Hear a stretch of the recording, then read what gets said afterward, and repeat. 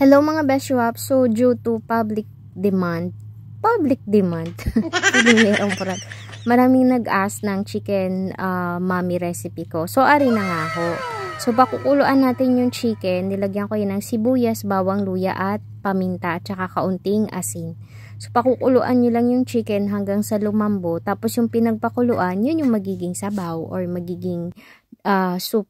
Tapos ito, habang pinakukuluan ko yung aking chicken, hinihimay ko na yung toge. Tinatanggal ko yung mga dulo. Kasi di ba yung dulo medyo, lanta na. So, ayun, ito ang ating mga sangkakap. Ayan, so for today's video, magluluto tayo ng chicken mami. So, yung chicken, pinakuluan ko na siya dito. Tatanggalin natin yung mga nakalagay dyan at dito natin lulutuin yung mga sangkap, like katulad dito, toge, yung sioma, yung itlog, at saka yung pechay natin. At saka also yung noodles, mga Beshwap. Kasi naging paborito ni Opa. Natikman niya ng isang beses about sa araw-araw. Eh, di naman pwedeng ganoon. Ayan, so dito sa pinagpakuluan natin ng chicken, dito na natin lalagain yung ating itlog. Tsaka yung siomay natin. Diyan natin palalambutin kasi frozen siya. And takpan na natin. Dito na rin natin lulutuin yung ibang gulay. Pakita ko na lang sa inyo. Kumukulo na mga besh. So habang niluluto natin yung itlog at saka yung siomay, abay lutuin na natin itong togeng pagkarami. Kasi parang ipa-blanch lang natin ito. Uy, ang dami. Pero favorite namin ito ni Opa, toge. Lulutuin na natin. Kasi last time, konti lang niluto ko, aba ay nabili ng matanda. Nangalat ng, do you have more toge? Favorite ko, tsaka yung pechay. Saan ka nakakita ng Dutch na mahilig sa toge at pechay? Amo ko lang yun mga besh. Ito pala yung pechay, tinanggal ko na yung pinakang tangkay niya. Yung ano lang nilagay ko, yung pinakang gulay lang o yung dahon. So ayan, paborito niya rin to, pinapartner namin sa soy chicken na ginagawa ko. Ayan. Ahunin na natin ang ating toge.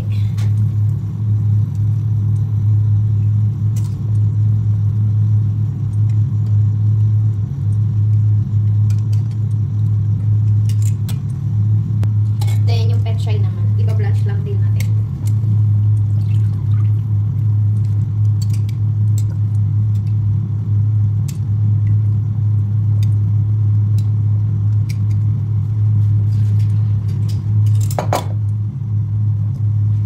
Isang egg, lulutuin ko dun kasi gusto ni Opa sunny side up na hindi wala. Pakunin na natin ang pechay, baka ma-overcook. Ayan, tingnan natin. Kasi ito ay pang toppings lang natin. Ayan, tapos pwede na natin lutuin ang ating, tanggalin na natin dito siya. Titiraw kami. Lutuin na natin noodles. Ayan, dito ko na lang niluto, nabasag yung kulay dilaw. Gusto niya kasi half.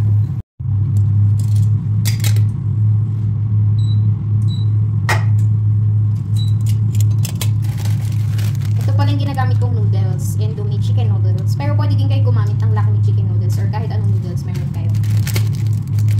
Maganda nga is yung fresh na noodles sana, kaso wala dito. Wala akong alam saan bibili. Maghanap ako. So, dalawa yung noodles ko, isa kay Opa, isa sa akin. Pero, paghihiwalayin ko siya. Kasi gusto ni Opa maanghang yung kanya, sa akin ayoko. Pero sasama ko na yung pinaka-seasoning niya. Kasi ito naman, hindi yan masyadong malasa. Malasa when it comes to chicken flavor, pero yung mga asin o ano, wala. Ayan. Lagay na natin. Mamaya na yung maanghang ni Opa. Una yan, sa akin muna. So, ayan na, luto na ang aking noodles. Lalagay ko na sa ating mangkok.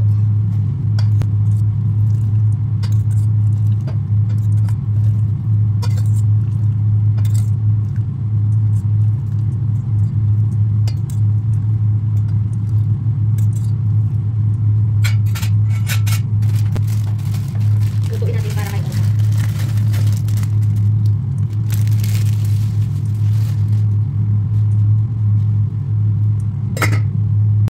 Ayan, so since luto na yung akin, mag-plating na tayo. Ito, lagyan na natin ng chicken. Plenty of chicken mga besh. Siomay. Wow, ang daming toppings for today. Tapos gulay. Ito ay pechay. Yan. Tapos, maraming toge. Wow! Yan. Tapos, lagyan natin ng space sa gitna yung egg. Okay lang yan. Ako lang naman kakain yan. Tapos, itong kulay. Mamaya na to kasi lalagyan ko pa ng sabaw. So, mamaya na yan. Wait lang. Pwede na rin naman. Lalagyan na lang naman ng sabaw. Yan. Onion leaves at saka itong onion. Toasted onion. Lagyan natin ng marami. So, tapos lalagyan natin ng sabaw later. So, ayan, luto ng mga beshwap ang ating chicken mommy. So, ito yung para sa akin. Ito yung para kayo. So, tara, let's eat mga beshwap. And that's it for today's video. Bye for now. Opa, is the noodles good? Is the noodles good? That's good. Lekker? Excellent. Yeah.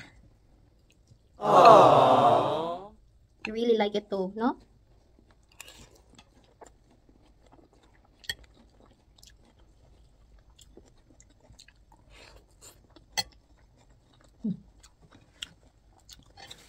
Later. Ayan, tingnan nyo mga beshwap. Yung mangkok ko versus sa mangkok ni Opa. So, kayo na mag-judge kung nasarapan siya o hindi. 2,000 years later. So, ayan, magluluto tayo ng miswa patola with chicken. Tara mga besh. So, mga beshwap, magaluto ako ng patola at sotanghon. Hindi pala to miswa. Tas may chicken. Na-miss ko lang kasi nakita ko dun sa kaibigan ko. Nakabili kasi ako ng patola dun sa Asian store. So, ganun nga po pala yung tanggal ko ng balat ng patola. Kasi hindi naman ito yung patolang makinis. So, hindi siya pwedeng anong tawag yung pangbalat ng mga prutas, hindi pwede yun. So, kaya ito na lang. Ganyan yung technique ng nanay ko. So, nagaya ko lang yan sa kanya mga beshwap. So, pagkatapos kong tanggalan ng balat yung patola, siyempre, hiwain natin yung mga sangkap. Sibuyas, bawang, tsaka luya. Nilagyan ko ng luya para tanggal yung lansa ng chicken. So, ayan. As you can see mga beshwap, madali lang naman magluto. Basta may alutuin. Charis. Yun kasi yung sabi natin. So, ayan. Naghiwa na ako ng sibuyas nga at saka bawang at saka luya. Masarap kasi yung may luya mga beshwap. And ayun, nakakatuwa kasi akala ko hindi magugustuhan ni Opa dahil yan ay tanghalian ko. Tapos pinatikim ko sa kanya. Egg and bread lang ang kinain niya nung tanghalian. Tapos sabi ko, Opa, tikman mo to. Pag nagustuhan mo, edi yan na yung hapunan natin. Aba, ay nagustuhan at nagdagdag pa ang matanda. Humirit pa. Yan lang yung kinain niya. Hindi na siya kumain ng rice. So, ginisa ko na yung sibuyas, bawang at luya dyan mga beshwap. Tapos isusunod ko dyan yung chicken. Pagkalagay ng chicken, lagyan ng salt and pepper para malasa yung ating karne. Char. Hindi ko na pala yan nilagyan ng ng chicken cubes, as in yan lang. And malasa naman. Nagustuhan din ni Opa yung patola. Sabi ko sa kanya, yan parang kapatid din ng zucchini. Kung alam niyo yung zucchini, ayun, sabi ko, brother yan ng zucchini. Tawa siya na. Kasi parang ganun din naman yung lasa, as in. So, pagkatapos kong gisahin, lagyan ko ng tubig and then ilalagay ko na ating sotanghon. Yung sotanghon na nabili ko, in fairness, siya, malambot. Hindi kasi katulad yung sotanghon natin na ibababad pa tapos matagal bago lumambot. Ito malambot agad siya. Basta high heat ko lang siya nilagay at pinakulo. O, ayan, pagkatapos. Nakalimutan ko pa yung putol-putulin. Pinutol-putol ko pa yan mga beshwaps. Tas after a few minutes na malambot na talaga yung ating miswa. Ay, miswa? Ano ba yun? Sotanghon, nilagay ko na yung ating patola. And ayun, yung patola, matataba din yung pagkakahiwa niya. Ang ginawa ko, ayun, hiniwa-hiwa ko ulit ng mas maliit. Ginunting ko na lang siya kasi mainit na siya mga beshwap. And then, ayan, masarap din naman. Nakakamiss din talaga yung mga pagkaing Pinoy. Ayan yung comfort food naming mga OFW. So, ari na ho at luto na ang sotanghon at patola. Tara, let's eat mga beshwap. That's it. The next day. Naulan mga beshwap, pero kahit ganun, kailangan natin mag-grocery kasi wala na tayong papakain sa ating alaga. Labas ang aking upuan mga besh. A few moments later. Kahingal magbike mga besh. Ang hirap kasi hindi ako makalingon ng ganto ganyan. Kailangan mag-hoodie ng ganun kasi maulan. Yan, dito na ako sa grocery. Let's buy some flowers. Ito yung pinaka main reason ba't ako pupunta dito. Flowers.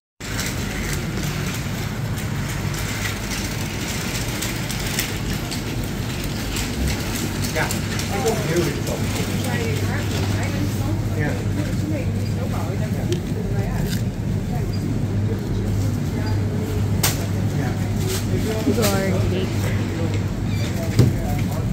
Ginger. Laki naman. Ginger. Ginger. Ginger.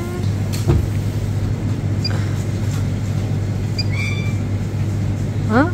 Mahal naman.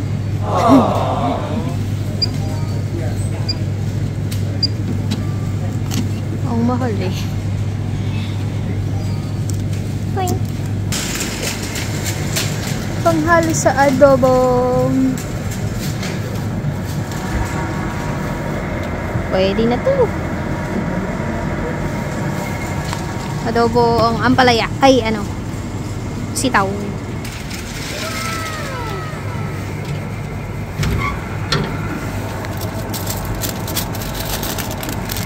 Todo.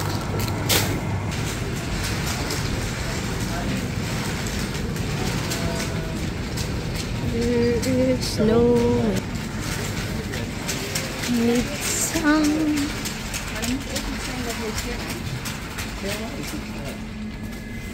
rice.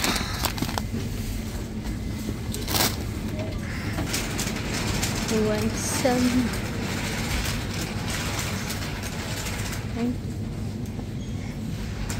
Ba yung egg? Eggy, eggy, eggy. Sugar. Alright. This milk, soup and flour. The soup and the flour.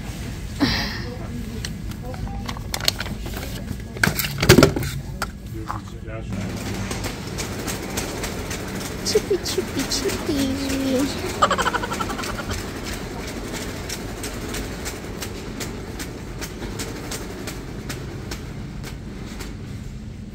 Oh, favorite ni Opat.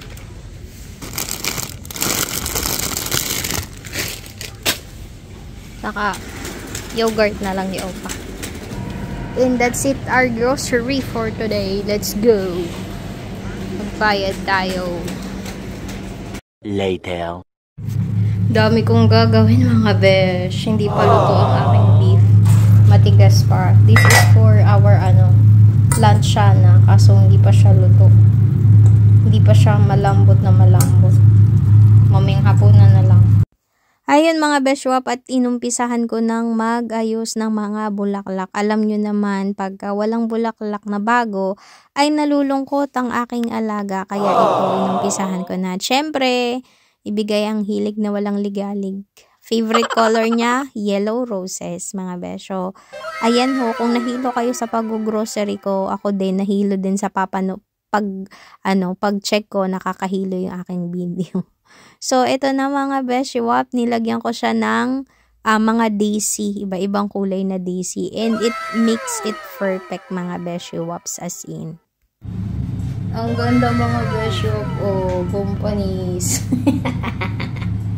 Siyempre, di pa tapos kasi mayroon pa akong dalawang maliliit na lalagyan mga beshiwap. So, nirecycled ko na naman yung ibang mga bulaklak na itatapon na maganda pa naman. Tapos, ayun, maganda din yung kinalabasan niya mga beshiwap. As in, pwede na talaga akong maging florista. And, ayan, tingnan nyo, That's it for today's video mga beshiwap. And don't forget to like, share, and follow. Bye for now! The next day. Hello mga beshiwap, so kita ay galuto ng adobong sitaw na maraming pork. Kasi si Opa hindi nakain ng pork, so akin lang itong ulam na ito. So, umpisahan ko na mga beshwap. Siyempre, may hiniwa na ako dyan sibuyas, bawang, and lagyan na natin ng mantika, yung ating kawali, at yan ay mainit-init na. Siyempre, alam niyo naman paano magluto ng adobo, diba? Namiss ko kasi yung pork dahil lagi lang kami ditong shrimp, beef, at saka chicken. So, namiss ko din naman yung baboy. Pero bihira na ako kumain ng baboy. Karning baboy. Baka ano may isipin. So, ayan, gusto natin yung sibuyas at bawang, mga beshwa. Natatandaan ko pagka ganito yung ulam namin, ang una kong inakuha is yung pork, yung lahok. Kasi inatosted ni nanay, natostado, nalagyan ng asin. Eh di parang chicharon. Alam nyo naman, medyo na-deprive tayo ng masasarap na pagkain ng unang panahon. So, ayan, igisa na natin yung ating pork. Gusto ko niyan is yung medyo brown-brown as in. Tapos, lagyan natin salt and pepper pangpalasa para yung ating sahog na karne ay may lasa na. So, ganun. Ayan. So, lagyan din natin ng, alam nyo na, pangpalasa. Yan. So, halu-haluin lang natin yan mga beshwap hanggang sa mag-brown-brown at medyo nasunog pa nga dyan mga bench. As in. Tapos, nakakita kasi ako ng sitaw na maganda sa Den Haag or dun sa city. Kaya bumili ako. Usually kasi ang sitaw din yung yung maliliit pa, yung basta pa siya, yung payat pa. Ito medyo matataba kaya kahit medyo mahal, parang 2 euro ata or 3 euro. Binili ko na mga besh, mga siguro mga 15 pieces. So, ayan. Pagkatapos natin gisa-gisahin yung ating mga pangpalasa tsaka yung pork, lagay ko na ating sitaw. And then, lalagyan lang natin ng kaunting toyo. Toyo na nasa bote, hindi yung toyo na sa utak ko. Na minsan hindi maintindihan ng ibang tao na ganun lang ako, after few minutes okay na ako. Charot. So, lagay na, at pagkatapos natin takpan, syempre, tagalin natin yung takip, tapos halu-haluin lang natin, and syempre, titikman na natin kung anong lasa. So, depende na naman sa inyong panglasa. Kung gusto niyo medyo maalat-alat, gusto niyo naman medyo matabang, bahala na kayo. Basta tansyameter lang ako. Ayan, so, tinikman ko na siya mga beshwap at nakakamiss talaga yung adobong sitaw. Masarap pa nga yan yung may pritong isda kasama, or kahit i-partner mo, yung adobong sitaw itself, yung walang karne tapos may pritong isda ka, ay pagkasarap. So, dinagdagan ko pa ng kaunting pampalasa kasi medyo matabang pa siya. And after few minutes mga beshwap, luto na ang ating adobong sitaw. So, tara ho at makain mga beshwap. Ubos ang kanin ni Inday. And that's it for today's video. Bye. The next day. May ganun. Tinitingnan kasi akong ibon ng ingay niya. Narinig nyo ba? So, punta ako ng Centrum kasi pipikapin ko yung package. Tinamad yung nagde-deliver kagabi kasi sobrang dilim na. Doon dinala sa center. So, kukuhain natin ngayon mga beshwaps. Ang ingay nung ibon. Tingnan nyo yung kapaligiran namin. Orange na siya. Nandiyan yung sister-in-law ni Opay. A few moments later. Tagal ko matanggal nung susi dun sa lock ng bike ko Sira na kasi. Makalawang na. Tagal na kasi yung bike na yan. Tagal di nagamit. Pinili ko lang online. Kalawang ina mga besyo. Dito na ako sa sentro. Bili muna tayo ng prutas. So, 99 lang ang lalaki. Wala ng prutas ang aking alaga.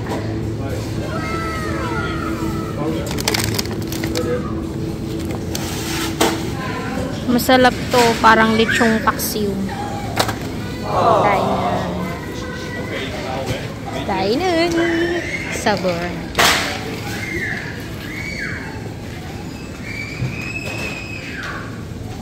Ano kaya dito? Ito.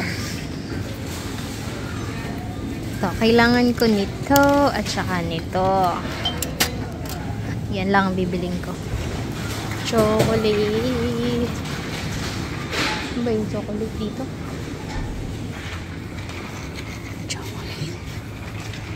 Ito. Favorite ni Opa. Dalawain ko na. Favorito niya to. Tapos, yan lang bibiling ko. Kukain ko na yung aking package. Dun. Bayad muna tayo. Sad mga besh, wala pa daw. Mamaya pa daw yun. Nakakaloka. Makaka-receive pa pala ako ng isang email para dun.